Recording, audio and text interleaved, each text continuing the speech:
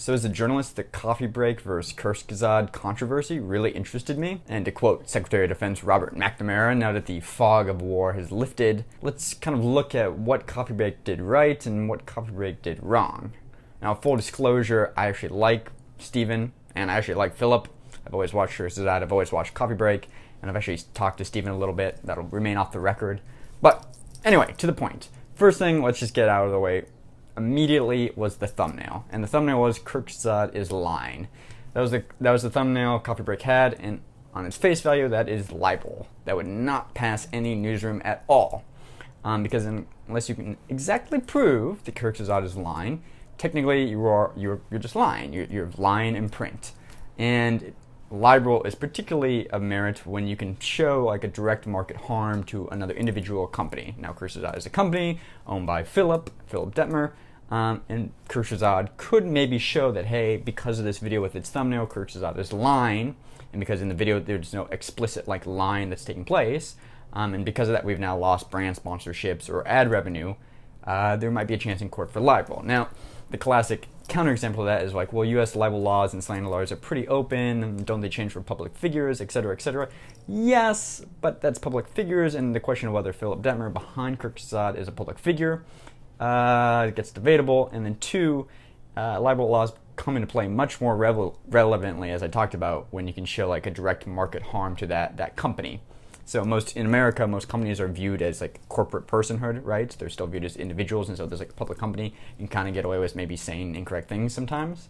But if you explicitly say Kurzgesagt is lying, like what happened in the thumbnail, technically that's libel, and that just would never fly in a newsroom. So Journalist 101, unless you really got somebody on the nose, and they're as powerful as Kurzgesagt is with 8 million subscribers, do not put any like bold declarative statements like they're lying or is this or is X or Y. So, boom, one right out of the way, that was a blunder. Now, of course, the thumbnail has since been changed, and I think the thumbnail is very neutral. Great, fine. Second point of view, whenever you're going up against somebody of power, and this is another great rule of journalism, is you got to be super airtight, and you got to stand by whatever piece you're about to publish, whether that be a story in print or on TV or on digital media on YouTube. You got to be ready when push comes to shove that like you are not going to remove that piece of content no matter what, even if it goes to court. And if it's a piece of content of substantial controversy, which the coffee break video turned out to be, you will get pressure from people saying, hey, take down that video.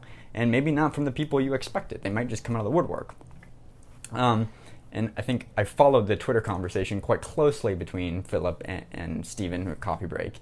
And once the AMAs and et cetera started to happen, and then the Coffee Break changed the thumbnail to a more neutral thumbnail, there was still a lot of force on Coffee Break to take down that video. And that just puts any individual in a very tough place, because suddenly you're like, ooh, there's a bit of controversy, like, do I stand behind it, do I not, do I stand behind it, do I not, do I stand by my hand? So just in mental fortitude, anytime you're thinking about publishing something that's circling around any individual company that has some power, you just got to be ready to be like, I'm publishing this and there's no way I'm removing it. Like, it's airtight. So that's the second point. Like, get ready to like stand behind it no matter what if you're going to publish something. A little sip of coffee here in honor of Coffee Break. So third point about the Coffee Break versus Kurzgesagt controversy in video.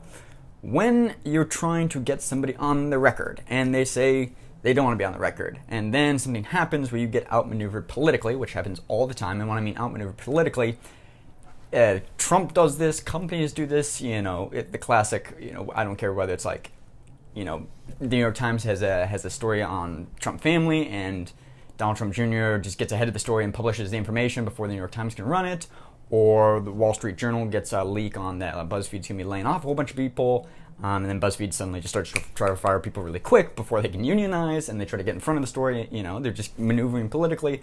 Or, two intellectuals on YouTube, Coffee Break and Kurzgesagt, are circling each other, and Kurzgesagt outmaneuvers Coffee Break by getting ahead of the story by publishing their own video that basically addresses and dampens anything Coffee Break was going to bring light or issue to.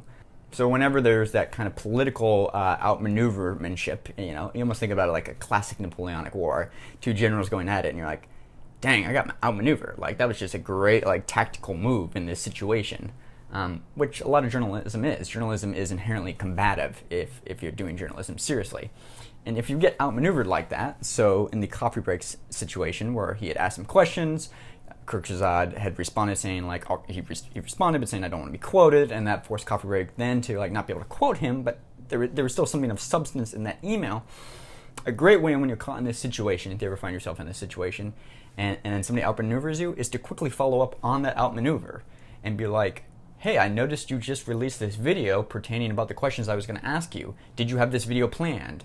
And then, like, was this video brought on by the questions I asked you? Like, point to the link, ask them, and then just get them to respond in an email. And then once they explicitly say this email is off the record too, publish the email. And, or, if you wanted to go after the YouTube Mafia, which I didn't know about until Coffee Break brought it to my attention on that video, you could once again get comments from the people around it. So, in the game of political maneuvering, let's say Coffee Break had this video idea, then Kurzgesagt gets in front of the story, publishes their own video, and now Coffee Break's left with this information, but he can't quite quote it because he agreed to keep it off the record. Okay, now what do? Well, I immediately hammer back at Kurzgesagt and say like, hey, you just published a video, why did you do this? Did you do this on account of what I was asking? Had this been in the works? Like, I want to get a comment, I want boom, boom, boom, ask him about the video so you can get that on record. And at the same time, reach out to CPG Grey and be like, did you know Kurzgesagt, one of your cohorts of the YouTube Mafia was working on this video? Or you preemptively don't even ask him that, you say like, while you're working on this video, you say like, what was Kurzgesagt's upcoming video? And see if you can get them to trap themselves within those email conversations. That's a good way of politically maneuvering. If you get outflanked or maneuvered, quickly follow up. Don't then just fire the cannons. So those are the three big takeaways I think we can learn from this controversy, and how we can apply journalistic techniques to avoid those situations in the future. A fourth thing I want to talk about, just as a journalist, is the on-the-record, off-the-record dichotomy. And you should always assume, we're getting a little off from the Coffee Break Kurzgesagt controversy here, but I think it's a good springboard into what is on the record, off the record. And you should always assume that unless the other person agrees that it is off the record, that you are on the record. So just bear that in mind in any interaction with any media company or journalist, that unless they explicitly, agree that you are off the record, think as if whatever you say is going to wind up on the front page of that magazine or article or on the internet. Because that's basically the MO that journalists operate by. That anything said, unless we both agree that's off the record, and not just like you called me and said, hey, this is off the record, and then I didn't respond and you just kept blabbing, like Anthony Scaramucci did, and then he just got pull quoted to, his 4-day term in the White House. He's like, hey, this is off the record, and then immediately just trashed the administration, and the reporter's like, I never agreed that it was off the record. Something to keep in mind. Anyway, those are my thoughts as a journalist on the Kurzgesagt versus Coffee Break controversy. I think they're actually both really good people, and I think they both make really smart videos. I'll continue to watch both. Also, if you want to suggest video ideas, I'm happy to read the comments and talk about whatever you guys want to talk about.